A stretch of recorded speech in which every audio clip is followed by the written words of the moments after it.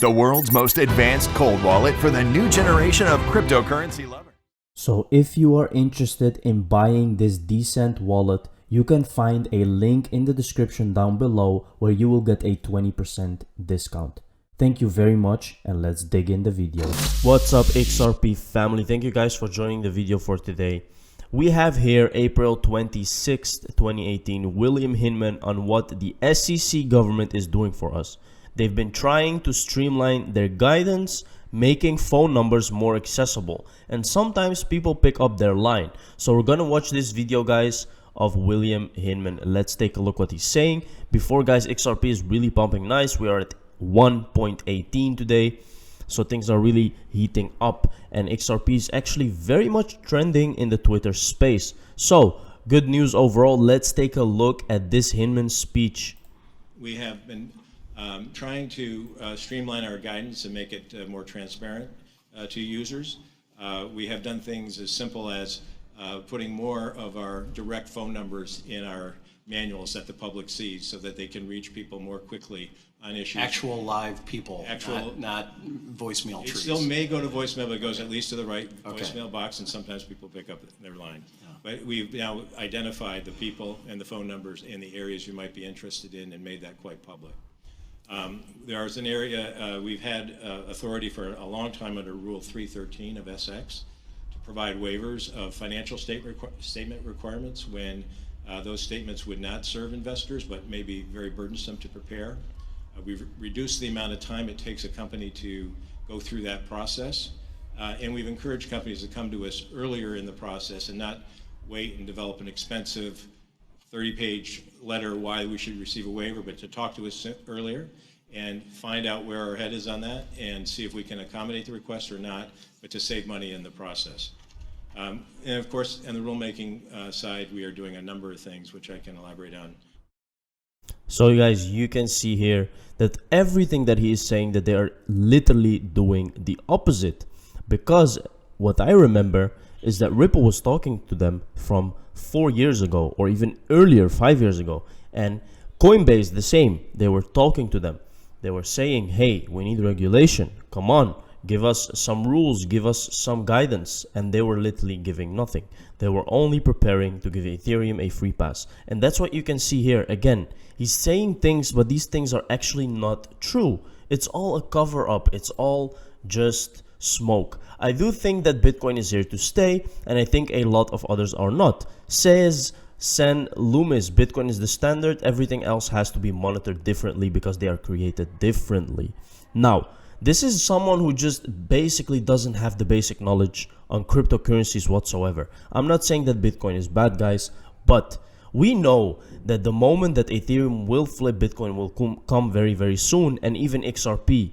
Because, guys, Bitcoin just doesn't have the utility that these other coins have. XRP is solving a real problem. Ethereum is doing so much other stuff right now. There's NFTs on Ethereum. There is DeFi is happening on Ethereum. So you can't even compare it to Bitcoin, actually. And you can see that these people just don't have the knowledge, actually, and they're just talking shit. Let's take a look.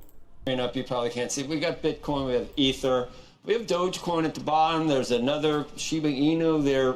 The two of those are worth 80 billion. I mean, I know that you probably think that Bitcoin is here to stay. Do you think all of these different crypto assets are real and here to stay, or is there something to be concerned with? And do we need oversight so that people aren't left holding the bag for some of these things, whether they do or not? I'm not predicting one way or another. I do think that Bitcoin is here to stay, and I think a lot of the others are not. The fact that Bitcoin is fully decentralized and that some of these others were issued by a person or an entity that kept a large block of the coin for themselves and then issued others to participate means they look more like a security than a commodity. Bitcoin is clearly a commodity. It is digital gold.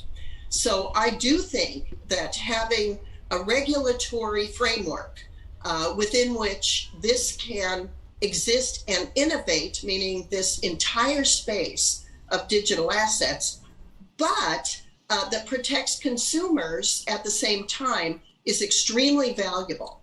And that's why we in the Financial Innovation Caucus are, even as we speak, putting together and reviewing the legislation we have crafted to address these and other issues.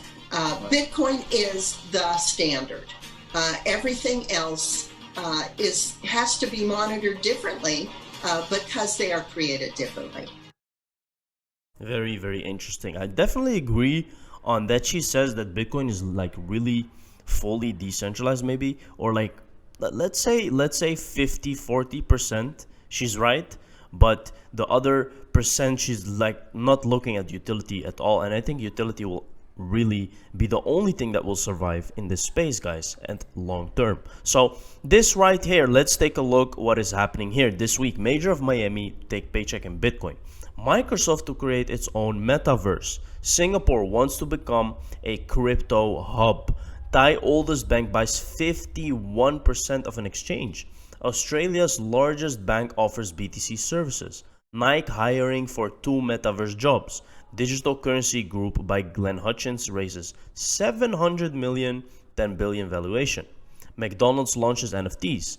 Aaron Rodgers to get paid in BTC. Star Bank offers Bitcoin services. Burger King giving $2.6 million in crypto. Crypto.com reaches #1 on Google Store. Now you can see, guys, that it is really a matter of time because crypto is just at the beginning right now.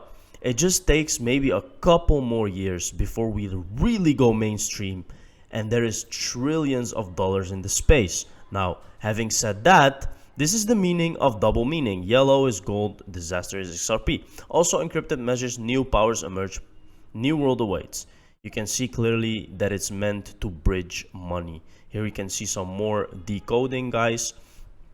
Not my favorite things, but we have to just cover it. BTC top at $76. What else you think it means? This is Mr. Pool tweeting out 11667, and people are looking at it from a different angle. So here it means something else, and people are saying $116 XRP soon, or it could mean something else. ISO 11667, 1997, fiber reinforced plastic molding compounds and terms of reason. Let's see what will happen, guys. Only time will tell. Do you understand? Do you see? Do you believe? Gold.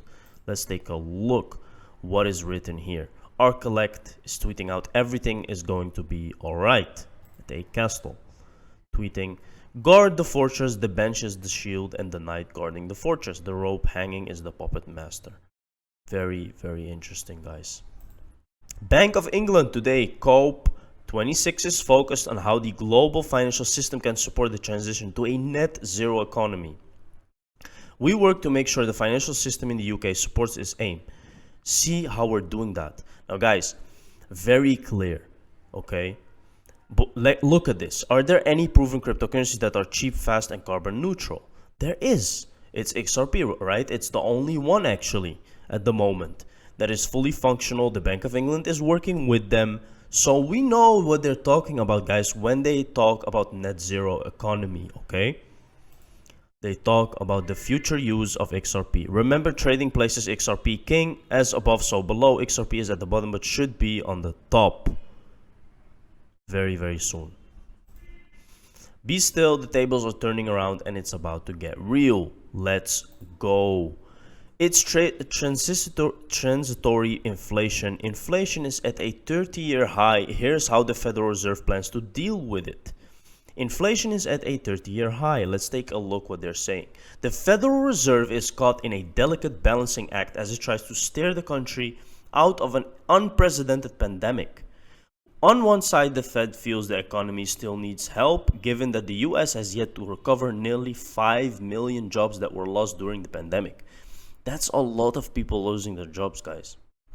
Inflation has climbed to its highest level. Now, what do you think people will turn to when all of this is happening and you can't put your money anymore at the bank? So people will look at DeFi, people will look at crypto because that's where the value is increasing at the moment. But the central bank is also likely to announce a plan to start winding down another effort it undertook to help the economy through the pandemic. It purchases of at least 120 billion worth of bonds each month. This is not the only solution that they're doing, guys. They are definitely looking at crypto solutions because it's the only thing that's increasing in value and has sustainable methods. You see, they will not tell you yet, but this is definitely the long-term plan. DeFi is the answer at the moment. Getting back the missing workers, now that schools have reopened and the health outlook is improving, the Fed is counting on many of those people to rejoin the workforce, relaxing pressure on both wages and price. That's not a sure thing though, and the longer it takes for the workforce to rebound, the more inflationary heat the Fed may be feeling. It's really, really bad at the moment, guys. They printed so much money, so the inflation will just keep going. It's not a matter of people getting their jobs back or not. It's way bigger than that. And DeFi is definitely the answer at the moment. So people will definitely look at that. Not many people are looking at the moment, but they will, because it's the only option to actually put your savings somewhere safe and good, increasing in value. Thank you very much for watching this video, guys. See you in the next one. Cheers.